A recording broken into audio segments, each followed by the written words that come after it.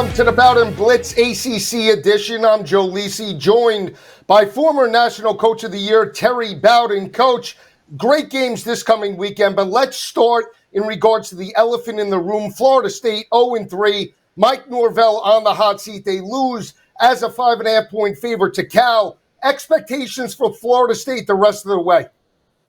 Well, I tell you, I think you began to wonder if he can rally his team. I'm not sure he hasn't lost his team. You get so many portal transfer guys. I think most all the teams in the country worry about what if we don't win like we're supposed to win and the kids aren't invested in the program.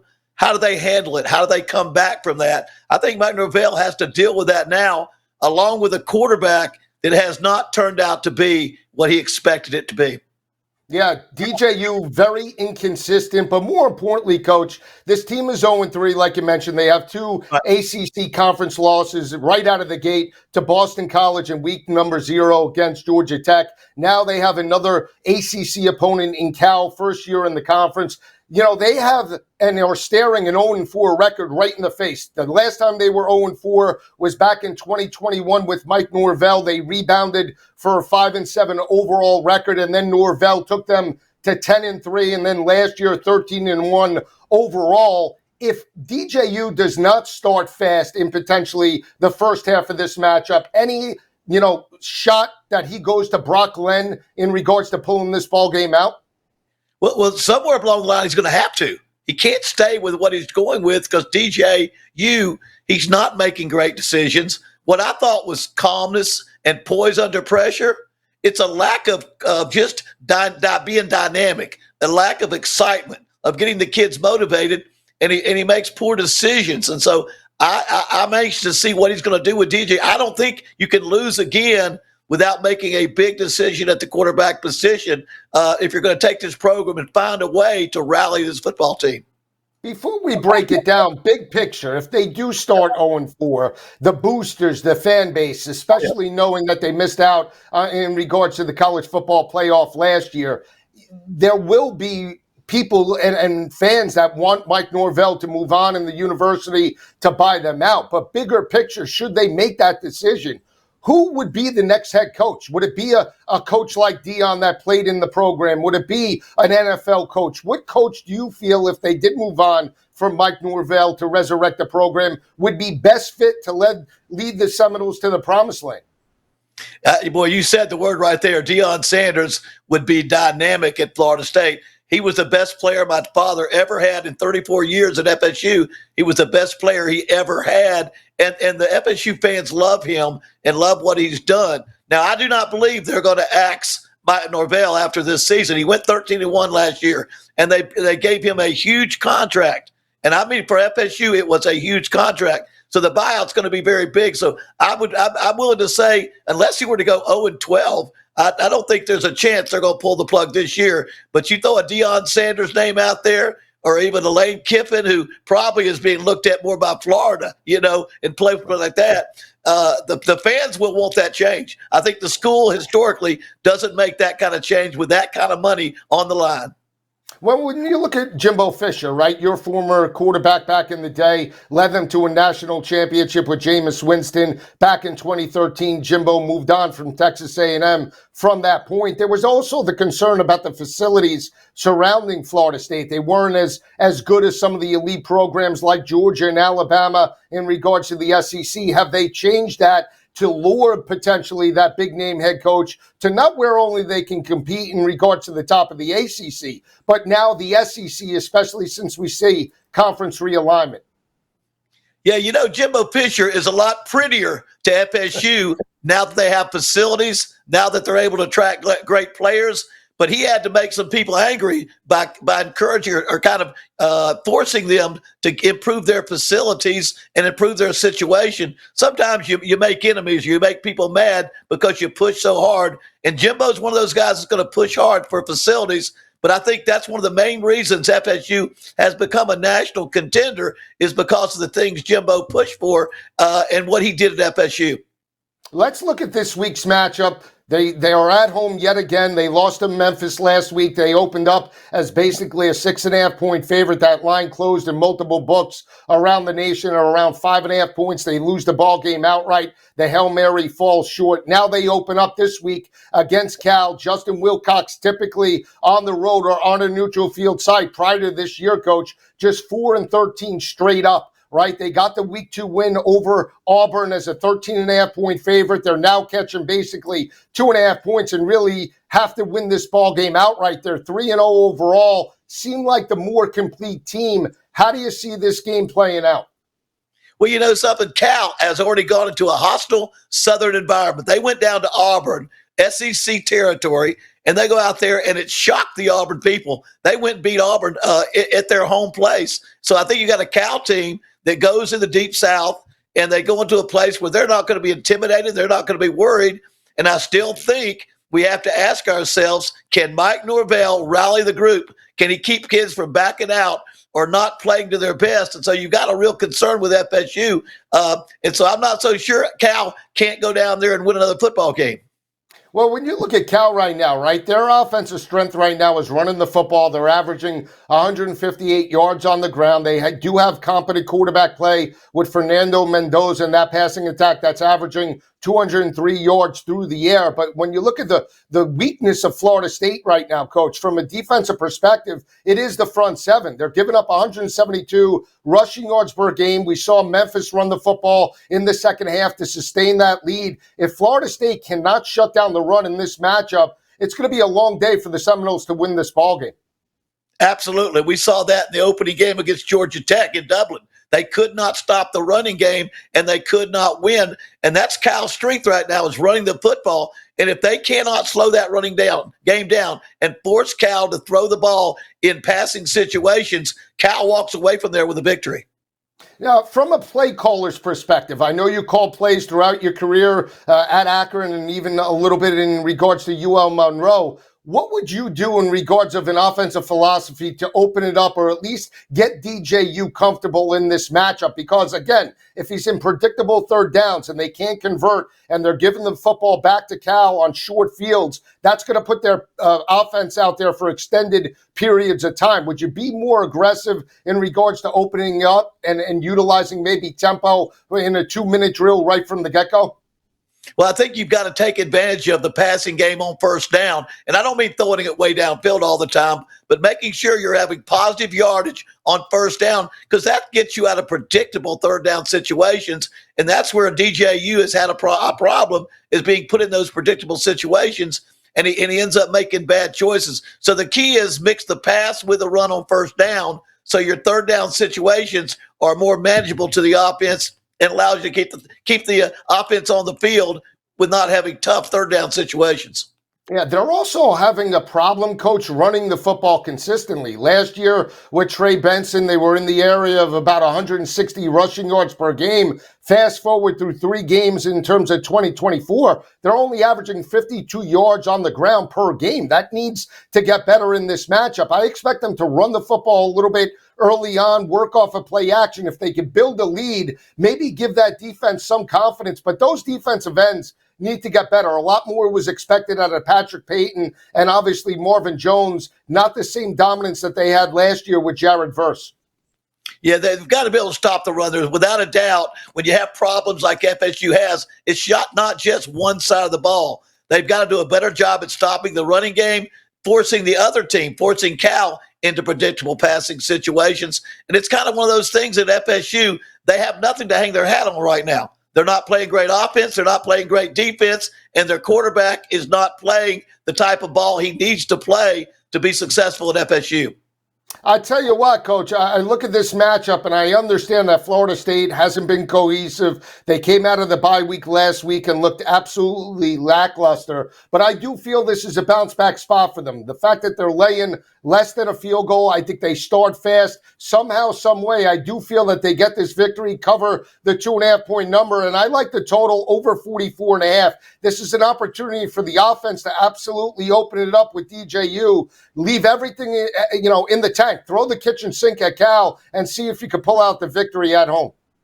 Yeah, I'm not really to throw my hat in on FSU. I don't think they lose every football game. Somewhere along the line, I think this week, I agree with you, they'll put it together. They'll play a much better football game, and they'll beat Cal and they'll beat the line for this game. It's a real tight one. It's not a big line, and I really think they'll come back. They haven't got their season back together, but I do think they'll get a win this weekend. All right, let's turn our attention to the matchup in Death Valley. You got Dabo Swinney and the Clemson Tigers taking on NC State and Dave Doeren. Dave Doeren and NC State suffered a huge loss with their starting quarterback, Grayson McCall, going down. They gave way in the fourth quarter to Bailey, the true freshman. He'll get the start in regards to this matchup, Coach. The last time NC State won in Death Valley, your former assistant Chuck Amato was coach with Phil Rivers and T.A. McClendon, 2002. They dominated 38-7. It's been that long since NC State walked into Death Valley to win. We talk about the dominance in regards to Clemson at home dating back since 2015. They're 59-3 straight up in Death Valley, have dominated the competition, including a couple weeks ago where they beat up Appalachian State and covered the 16.5 point number. This line opened up at 16.5. It's ballooned now with the freshman for NC State getting the nod up to 20.5. I actually think NC State does cover this line, but Clemson wins this ball game.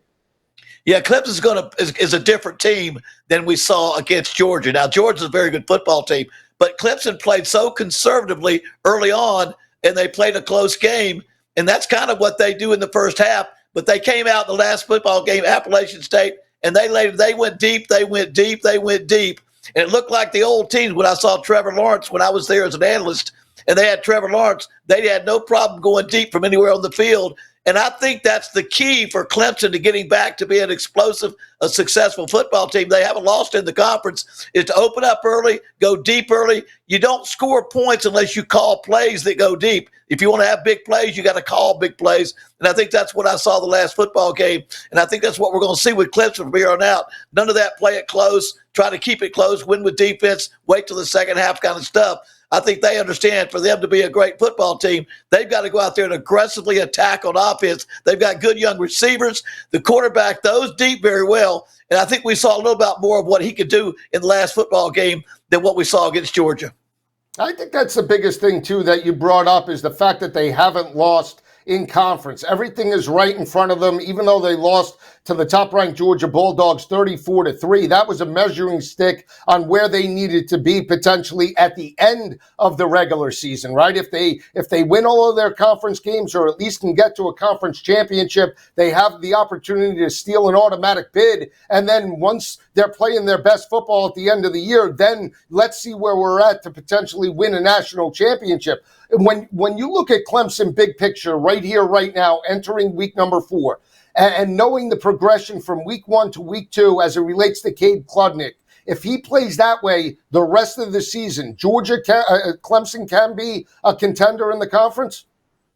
I think Clemson definitely could be a contender in the conference. I mean, you've already got Florida State virtually knocked out. So now it's Miami and Clemson are your kind of go-to teams. You know, NC State was one of those teams that was projected to be a possible contender. Not quite there yet. We've still got a Louisville team that has a big game this weekend. But I really do see Clemson being a team that could play for the conference championship against Miami this year. And I think that's the way they're going to have to make it to the college football playoff. I'll be anxious to see if we can get 2 or 3 teams out of the conference into the college football playoff. Clemson will be the one besides Miami, I think, that has the best opportunity. We'll see how they call plays. We'll see how they start the game. If they're as dynamic as they can be, I think it's going to lead the way for great things at Clemson the rest of the season. When you look at the total, 46.5, Coach, for me, the only way NC State could be within the number of 20.5 is if they keep it low scoring, obviously going with the freshman and the inability, the inconsistency, actually, of the NC State rushing attack, right? They're good at times. Offensive line hasn't looked as consistent as it was last year. There's no way, in my opinion, they could get into a high-scoring game. That's why I favor the under 46.5. In terms of NC State trying to win this matchup, how would you see and how would NC State attack that Clemson defense? Well, I think NC State's got to do what they feel like they do. If they're out there with a true freshman quarterback, they've got to do what he can do. to me, the high scoring will come from Clemson. If Clemson opens it up from the very beginning and lays it online, they alone can score enough points to get themselves above the over on the scoring. But I think that's what Clemson's going to do again. As I look at the teams offensively around the country, whether it be Tennessee or Ole Miss, these teams that are scoring prolifically, it's because of their philosophy on offense. And I just want to say, I saw that a little bit last week on Clemson. I saw a different philosophy of how to come out and start the game. And if you're hot there, the other team can't slow it down. They'll try maybe, but they've got to. If you score, they've got to try to score with you. To me, that kicks the score up. All right, let's turn our attention to the in-state battle between USF at home in Tampa, taking on Cam Ward and the Miami Hurricanes. Miami now potential dark horse to make the college football playoff at the start of the year, hitting on all cylinders. You see Cam Ward, 10 touchdowns, 1 interception, the front runner right now to potentially win the Heisman on multiple books at plus 450. This could be a sneaky game in the sense that Miami does have Virginia Tech on deck next Friday night. It's a sandwich spot. We saw USF step up in Tuscaloosa a couple of weeks ago where they were catching 4 touchdowns. They actually trailed that matchup 14-12 in the fourth quarter before Jalen Milroe and Alabama pulled away. This line opened up at 16.5, Coach. It's now over 17 at 17.5 in favor of the Hurricanes. How do you potentially see this matchup? Because I think USF could be a live dog on Saturday. They really can. You watched how they played against Alabama. I mean, you're right, 14-12 fourth quarter. It was a much closer game. And when you watched that game and analyzed it, you didn't see the talent differential that you would think you would see. USF has a lot better football players than a lot of people realize, and I think they'll have that against Miami. I think it's going to be a great test for Miami. Now, Miami, I will tell you, nobody slows them down but Miami. If Miami decides they want to keep it wide open, I'll be there to see if South Florida can stay up with them. But this is a great test for Miami because South Florida has some outstanding talent. They played well this year, and I look them not to be intimidated. They've already gone to Alabama to play Alabama. I don't see them getting intimidated against Miami. But I will tell you, whoever's got Cam Ward, I'm picking that team. He looks dynamic. I mean, a huge upgrade to where they were with Tyler Van Dyke last year. The Hurricanes are averaging 405 passing yards per game, rushing for well over 4 yards per carry. But when you look at USF and the strength of their offense is on the ground, they're averaging 268 rushing yards per game. Byron Brown, their quarterback, averaging 5.5 yards per carry. His mobility could be a factor in regards to this matchup, Coach. If he can get out in space and put some pressure on the edge, that potentially could open up the play-action passing attack for the Bulls in this ballgame. Yeah, he'll have to get on the edge because Miami is very strong against the run. They've got an outstanding defensive front, 4, maybe 5 guys that have NFL potential, and I think that's one of Miami's strengths as well, is they've been very good up front in the trenches on defense. But I think for USF, again, they have got to find a way to get on the edge, to pop some big plays, and then open up that passing game off of play action with that. And so it should be a good test. I can say Miami right now, the way they're playing on defense and defensive front, the way Cam Ward is playing, it'll be a big test for USF to slow them down enough to stay within that line. As a coach, when you look at a potential look-at spot, right? Virginia Tech, another under-the-radar rivalry for the Hurricanes. They've typically struggled with them. What is the biggest thing Mario Cristobal can do, especially when you have another rivalry in regards to, a group of 5 taking on a power in terms of the ACC? USF is going to look to throw everything they have in terms of getting this upset, but we know that Vatech is on there in regards to a short week. How would you prepare in regards to that battle this coming Saturday? I mean, really, just one game at a time, Joe. I think that's what you got to do. And I don't think Miami becomes complacent. When's the last time they won 11, 12 games in a year? When's the last time they had a national championship contender? It's been forever. So I don't see Miami just losing their composure, losing their edge, and not playing with great intensity, because Miami still has a lot to prove.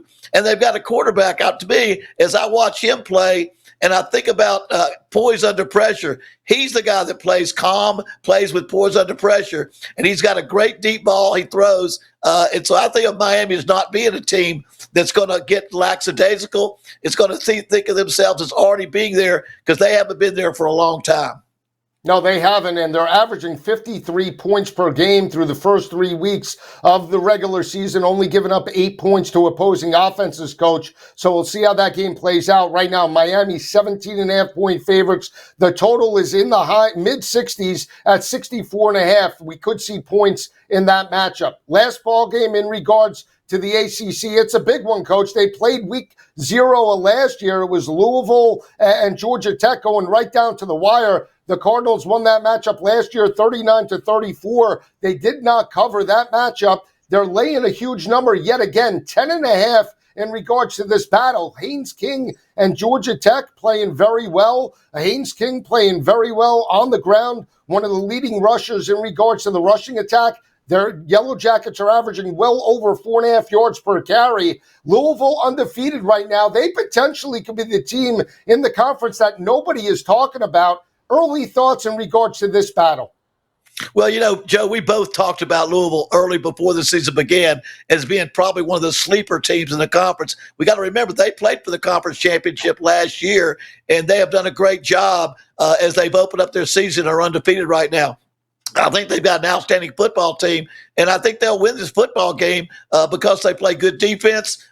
They move the ball on offense, and they've got a well-balanced football team, quarterback to everywhere else.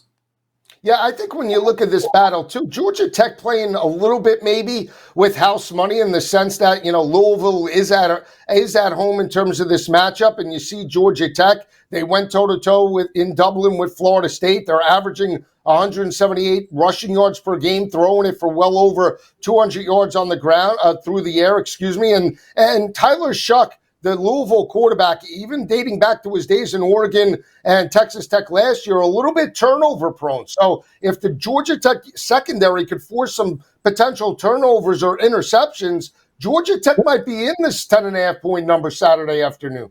Oh, I think they very well could be in this game, and I think they can stay above the line on this game. Haynes King has done a great job at quarterback. If he's thrown 70%, 76%, which is highest in the conference, and he runs the ball very well. If he's hot running and throwing, Georgia Tech is right in this football game because when they're running the football well, he's able to throw under non-passing situations. And so by no means is this Georgia Tech team outmanned against Louisville. And Georgia Tech's offensive line playing fantastic right now. They haven't allowed a sack in the year. That's going to be critical to keep Haynes King upright, stay in manageable third down situations, and to sustain drives, third downs. Georgia Tech has done that very well, converting 48% of their opportunities. When you look at Louisville right now, a high-powered offense. They're averaging and totaling well over 450 total yards. Coach and I are going to be with you all season long right here on SportsGrid, breaking down the ACC conference each and every week. We're just getting started. We'll see you next weekend. Have a great week, everyone. We'll see you next week.